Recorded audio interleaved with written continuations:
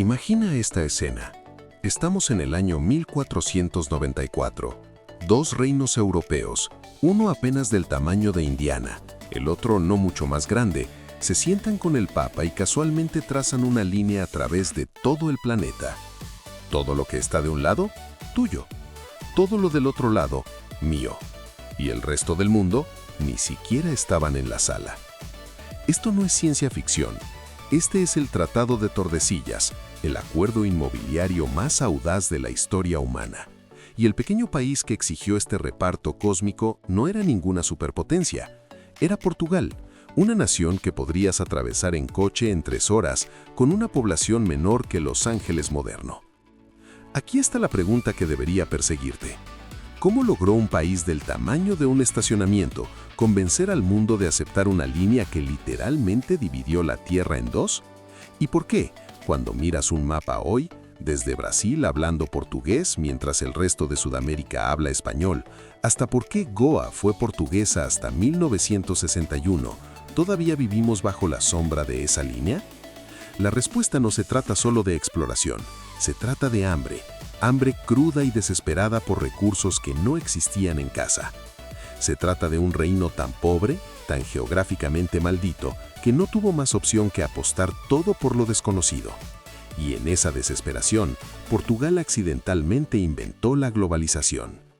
Esta es la historia de cómo la geografía creó desesperación, la desesperación creó ambición, y ambición literalmente redibujó el mapa del mundo. Acto 1. La geografía de la desesperación. Comencemos con una verdad brutal. Portugal nunca debió convertirse en una potencia mundial. Mira un mapa, míralo realmente. Portugal es una franja de tierra aferrada al borde occidental de la península ibérica, presionada contra el Atlántico como alguien empujado al borde de un precipicio. Hacia el este, España, más grande, más rica, más poderosa.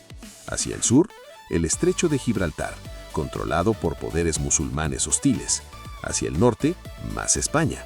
La única dirección en la que Portugal podía expandirse era hacia el oeste, hacia 3.000 millas de océano vacío y aterrador, que los europeos medievales creían lleno de monstruos marinos, y el borde del mundo. Esto no era solo mala suerte, era una prisión geográfica. Pero aquí es donde se pone interesante. Mientras otros reinos europeos podían crecer conquistando a sus vecinos, apropiándose de tierras de cultivo, capturando ciudades, expandiéndose tierra adentro, Portugal no tenía a dónde ir. La Reconquista, la campaña cristiana de siglos para reconquistar Iberia del dominio musulmán, finalmente había triunfado a mediados del siglo XIII. Las fronteras de Portugal estaban establecidas, bloqueadas, definitivas. Y esas fronteras contenían casi nada de valor. Sin minas de oro, sin plata, sin vastos campos de trigo como los de Francia. El interior de Portugal era rocoso, montañoso y en el mejor de los casos agrícolamente mediocre. El único recurso que Portugal tenía en abundancia era pescado, toneladas y toneladas de pescado del Atlántico, y una población de marineros curtidos que sabían cómo pescarlo. Así que los portugueses enfrentaron una elección: quedarse pobres, quedarse irrelevantes, quedarse atrapados o hacer algo absolutamente demente. Eligieron lo demente. La obsesión por las especias. ¿Por qué los hombres morirían por pimienta? Para entender lo que Portugal hizo a continuación, necesitas comprender la economía del siglo XV. Y esa economía funcionaba con especias. No las especias que espolvoreas en tu cena hoy. Estamos hablando de pimienta negra, canela, clavos de olor, nuez moscada. Estas no eran lujos, eran necesidades. En una época anterior a la refrigeración, las especias conservaban la carne, enmascaraban el sabor de la comida que se echaba a perder. Eran medicina, perfume, símbolos de estatus. Una libra de clavos podía valer más que una libra de oro. Y todo eso, cada grano de pimienta, venía de un solo lugar: las islas de las especias de Indonesia. a miles de millas a distancia en el sudeste asiático. El problema, la ruta para llevar esas especias a Europa era una pesadilla. Las especias viajaban en caravana a través de territorios musulmanes hostiles, a través de desiertos, a través del Imperio Otomano, hasta Venecia, donde los comerciantes venecianos aumentaban los precios 300, 400, a veces 500 veces. Para cuando la pimienta llegaba a una mesa en Lisboa, costaba una fortuna. Los reyes europeos estaban esencialmente siendo rehenes de la geografía. Las rutas terrestres estaban monopolizadas, los intermediarios eran intocables, y Portugal, pequeño, quebrado, desesperado Portugal, estaba siendo aplastado. Pero entonces un príncipe portugués tuvo un pensamiento que cambió todo. ¿Y si no pasáramos por los intermediarios en absoluto? ¿Y si navegáramos alrededor de ellos? Príncipe Enrique el Navegante, el hombre que apostó por lo desconocido. Entra Enrique, más tarde llamado Enrique el Navegante, aunque irónicamente nunca navegó nada él mismo. Enrique era el tercer hijo del rey portugués, lo que significaba que nunca heredaría el trono, pero sí heredó la obsesión de su padre: encontrar una ruta marítima a las Islas de las Especias. Enrique comprendió algo fundamental. Si Portugal pudiera navegar alrededor de África y llegar a Asia por mar, podrían evitar al Imperio Otomano, evitar a Venecia, evitar a cada intermediario que los estaba sangrando. Podrían ir directamente a la fuente. El único problema, nadie sabía si siquiera era posible. Los mapas medievales mostraban África extendiéndose infinitamente hacia el sur. Los marineros contaban historias de horror del Mar de la Oscuridad más allá del Cabo Bojador, donde supuestamente el océano hervía, donde los barcos eran arrastrados a remolinos, donde el sol ardía tan caliente que volvía negra la piel de los hombres.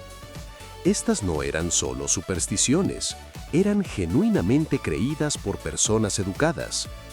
A Enrique no le importaba.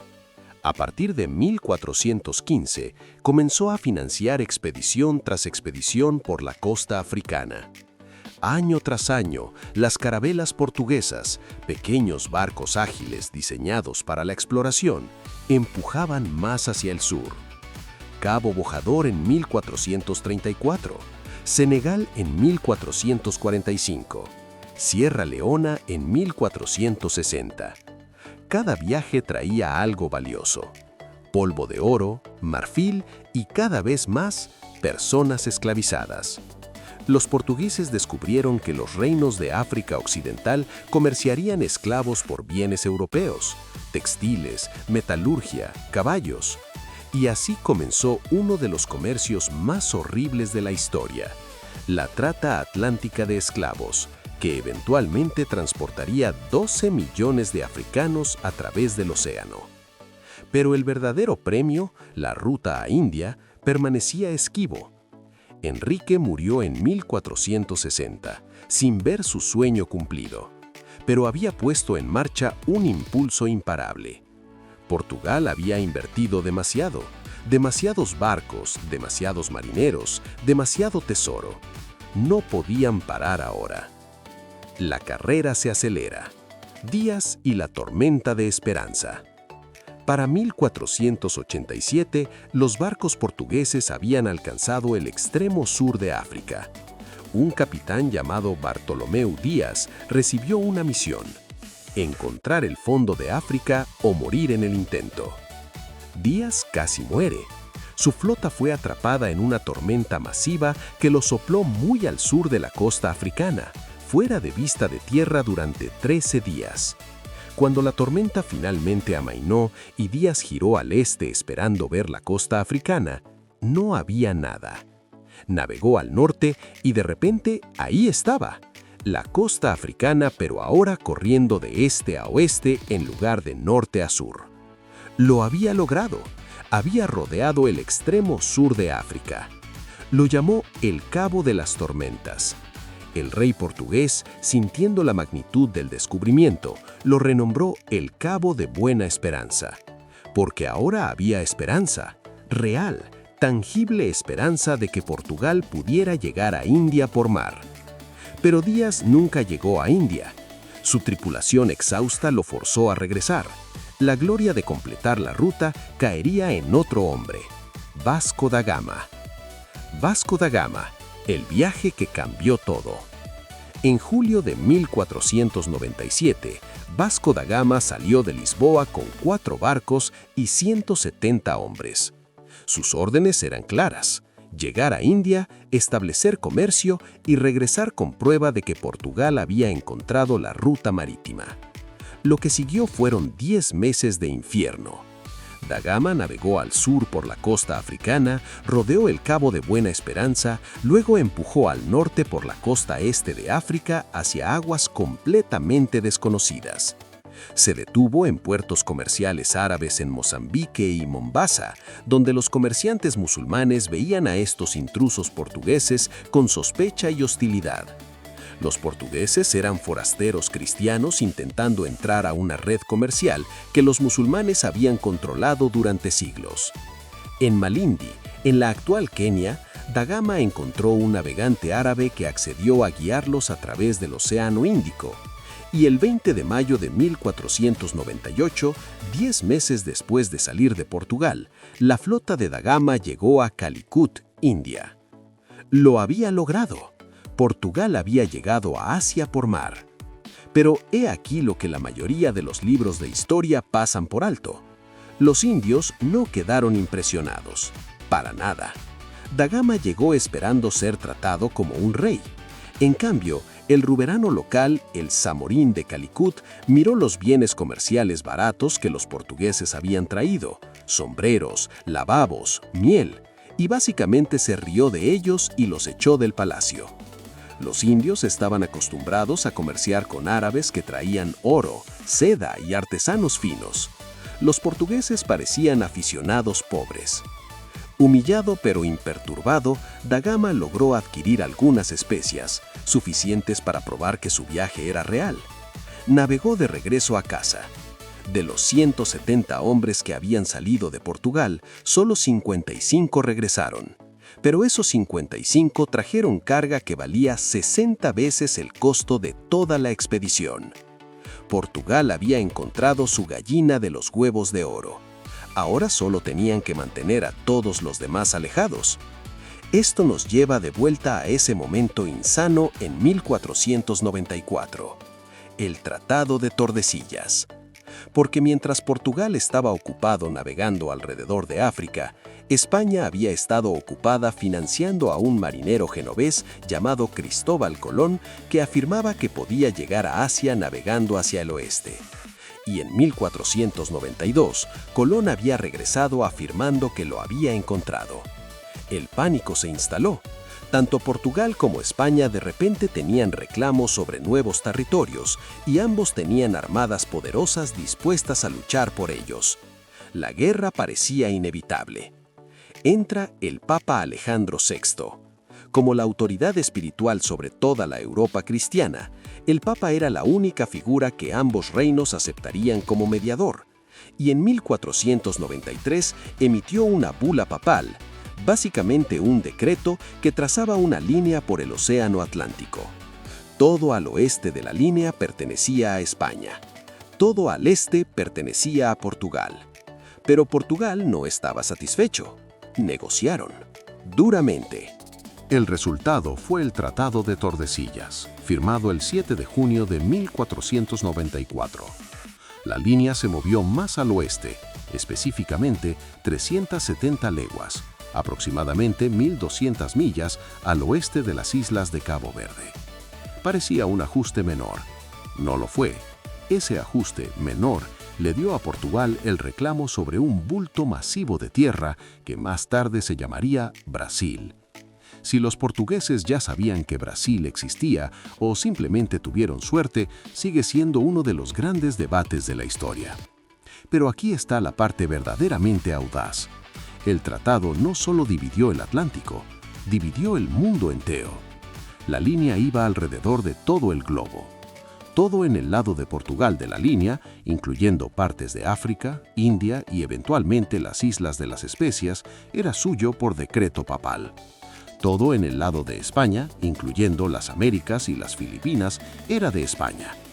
2 diminutos reinos europeos acababan de convencer al Papa de darles todo el planeta. El imperio de fuertes y violencia. El imperio de Portugal no era como el de España. Los españoles conquistaron civilizaciones enteras, los aztecas, los incas, y gobernaron vastos territorios interiores. Portugal no podía hacer eso, no tenían suficiente gente. En cambio, Portugal construyó un imperio de puntos de estrangulamiento.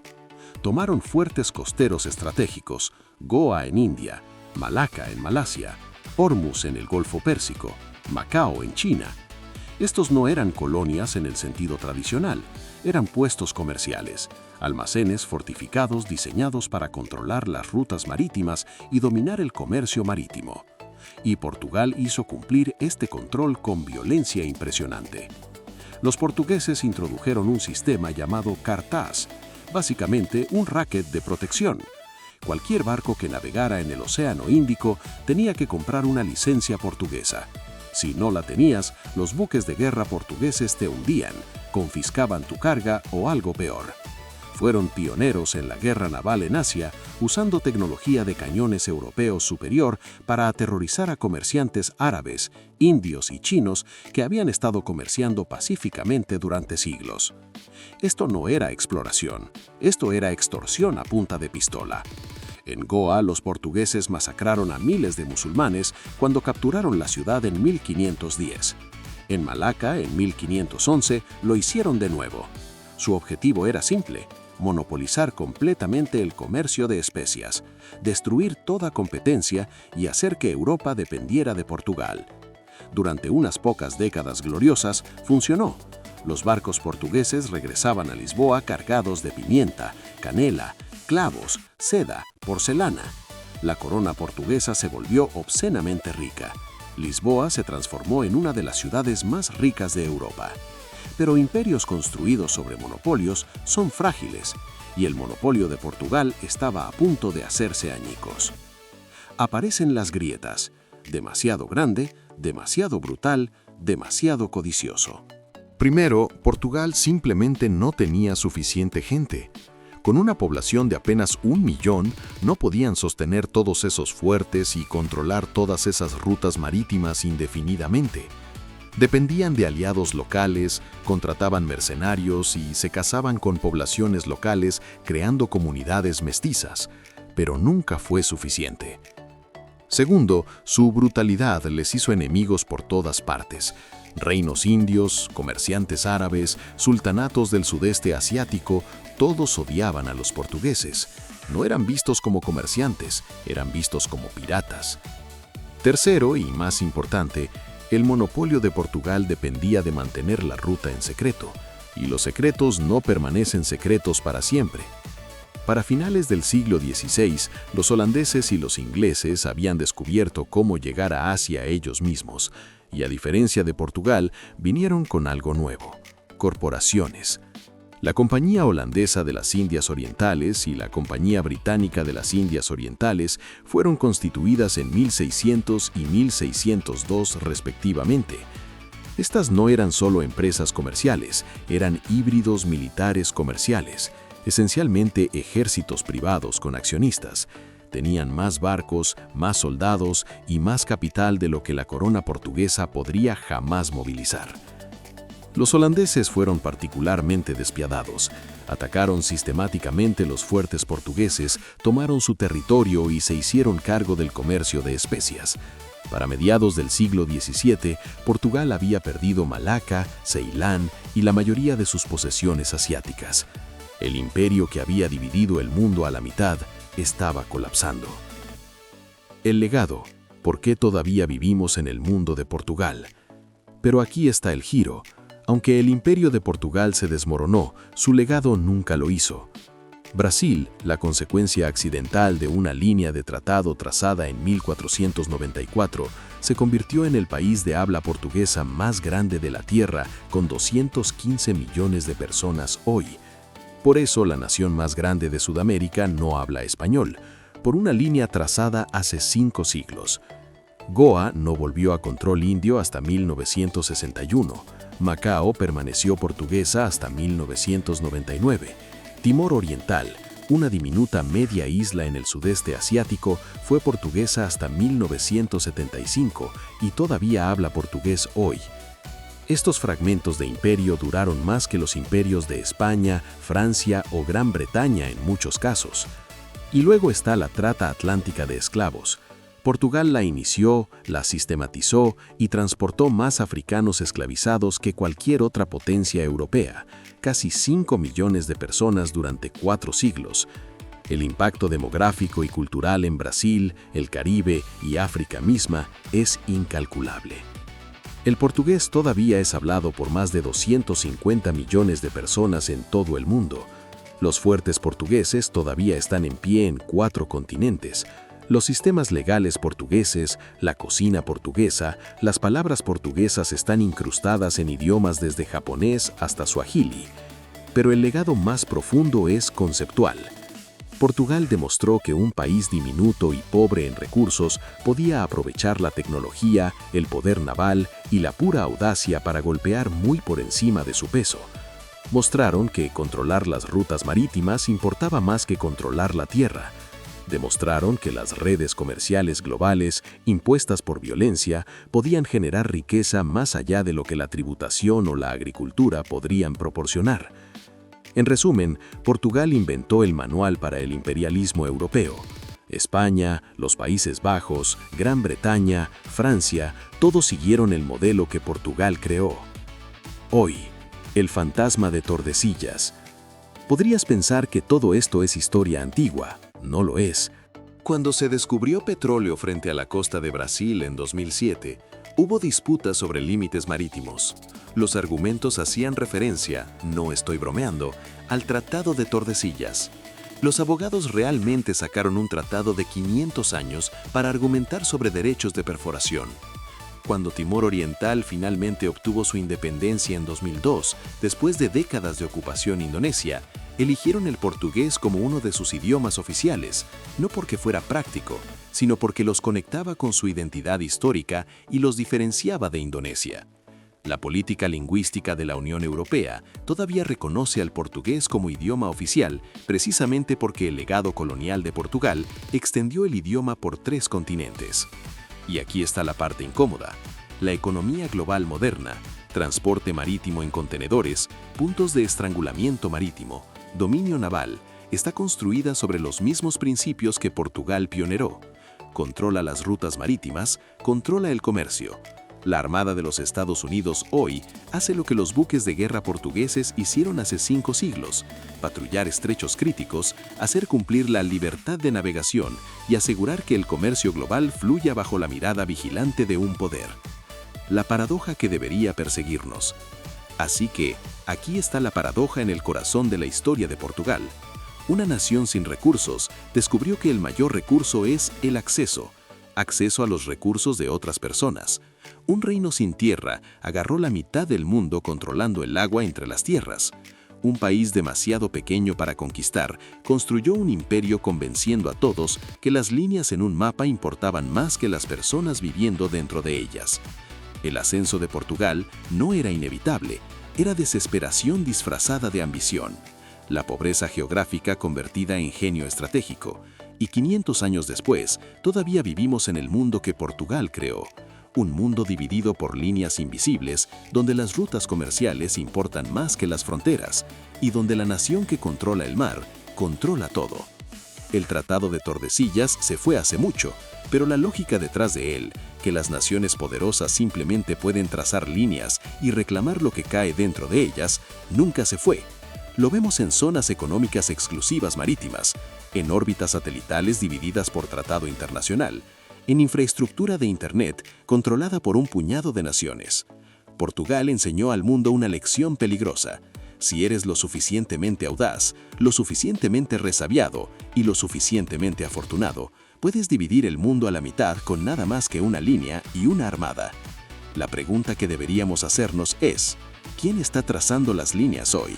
¿Y quién está dejando afuera de la sala esta vez? El pensamiento final.